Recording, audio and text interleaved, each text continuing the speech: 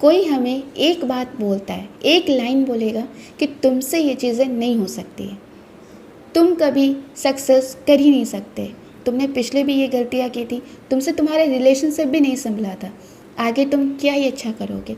और सबसे आश्चर्य वाली बात क्या है पता है, कि वो इंसान एक बात बोलता है और हमारी माइंड जो है हमसे 100 बात बोलती है, और लगातार कितने दिन तक वो हमें याद ही रहता है।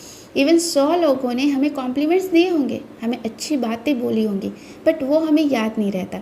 बट वो जो एक इंसान आके कुछ नेगेटिव बोल देगा ना, वो हमें याद रह जाता है।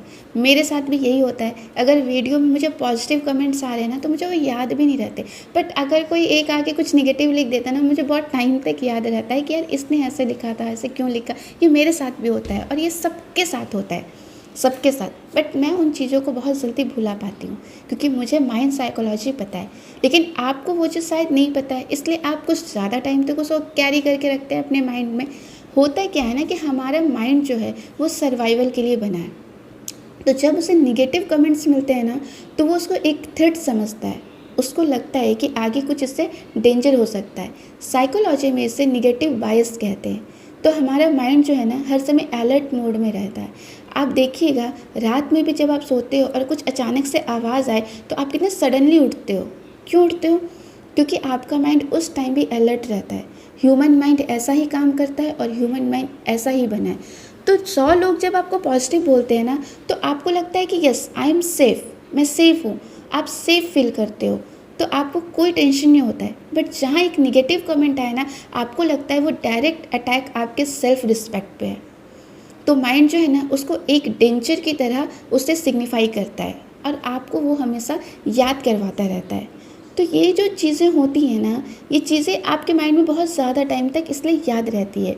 जैसे आप देखना कि कोई व्यक्ति जिसके पास रह के, जिसके साथ रह के आपको बहुत अच्छा फील होता है, बहुत कंफर्ट फील होता है, तो जब आप उस इंसान के साथ रहते हो ना, आपका माइंड कुछ टेंशन रहेगा ही नहीं। आपको लगेगा सब कुछ कितना बढ़िया है, सब कुछ कितना स्मूथली चल रहा है, आप बिल्कुल रिलैक्स रहोगे। लेकिन जब आप ऐसे इन्वायरमेंट में जाते हो, सपोज़ मान लो मैं आपको अभी काफ़ी भीड़ में लोगों के, मैं आपको स्टेज पे खड़ा कर दूँ और बोलूँ अब बोलिए, तो आपका माइंड कैसा रहेगा? क्या वो रिलैक्सेशन आपके माइंड में रहेगा? नहीं रहेगा। क्यों?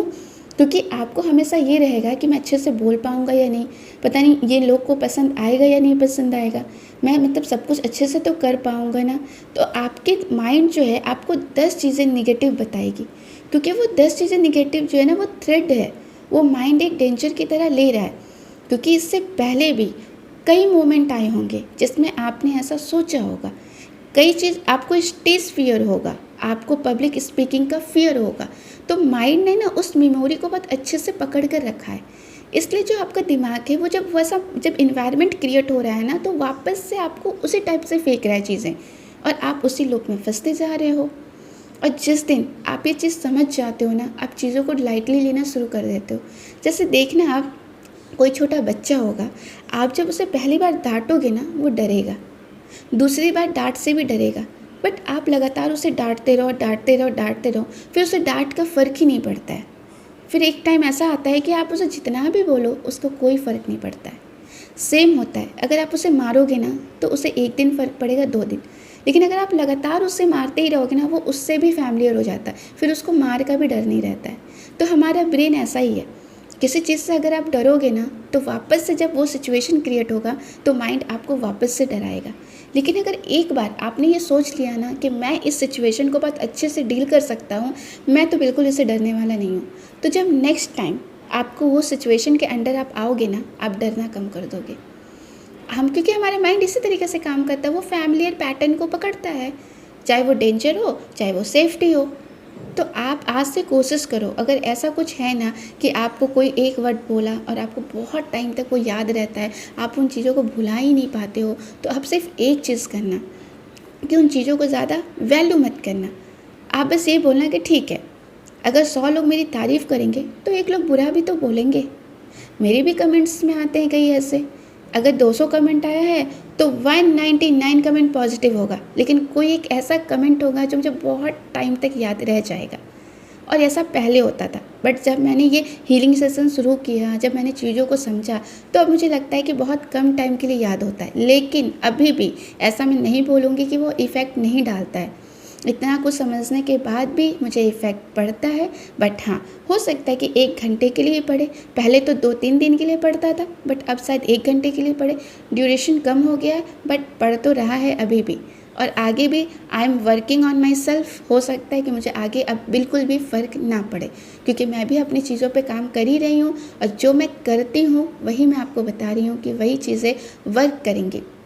ये कोई किताबी ज्ञान नहीं होता है, ये मैं आपको प्रैक्टिकल लाइफ एक्सपीरियंस बताती हूँ। जो मैं कर रही हूँ ना, वही मैं आपको समझा रही हूँ। जो मुझे वर्क करते हुए दिख रहा है ना चीज़ें, वही मैं आपको समझा रही हूँ। तो आगे से कोई आपको ताना मारे या आपको कुछ भी ऐसा बोले, तो बस आप ये समझो कि उससे ज़्यादा मुझे मेरी कैपेबिलिटी भी भरोसा है। मुझे पता है कि तुम जो भी कह रहे हो ना, ये सिर्फ एक बाहरी तुम देख के कह रहे हो। तुम्हें पता ही नहीं है कि मैं कितने कैपेबल हूँ।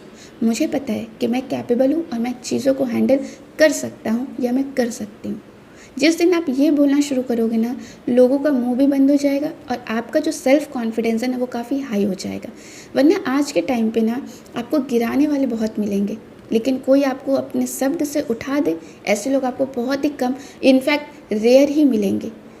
अगर मैं एक पेंटिंग बना दूँ और उसे मैं लगा दूँ कहीं पे चौराहे पे, और मैं ये लिख दूँ ना कि इसमें कुछ बुराई है, इसको ढूंढो, हज़ारों बुराई लोग मुझे निकाल के दिखा देंगे। बट अगर मैं ये कहूँ ना कि इसमें क्या अच्छाई है, कुछ लिखो, तो शायद ही 1 या 2 अच्छाई कोई लिखेगा। तो ये दुनिया ऐसे ही काम कर रही है, और हमें इस दुनिया में ही सर्वाइव करना है और इसी दुनिया में सब कुछ करना है। तो हमें अपने माइंड को ठीक करना है। हम दूसरे को ठीक नहीं कर सकते, हम अपने माइंड को समझ सकते। तो आप माइंड की साइकोलॉजी को समझिए। जिस दिन आप ये समझने लगोगे, उस दिन आपको किसी की बातों का कोई फ़र्क नहीं पड़ेगा, और आप बहुत ईज़िली और काफ़ी पीसफुल अपनी लाइफ को जी पाओगे।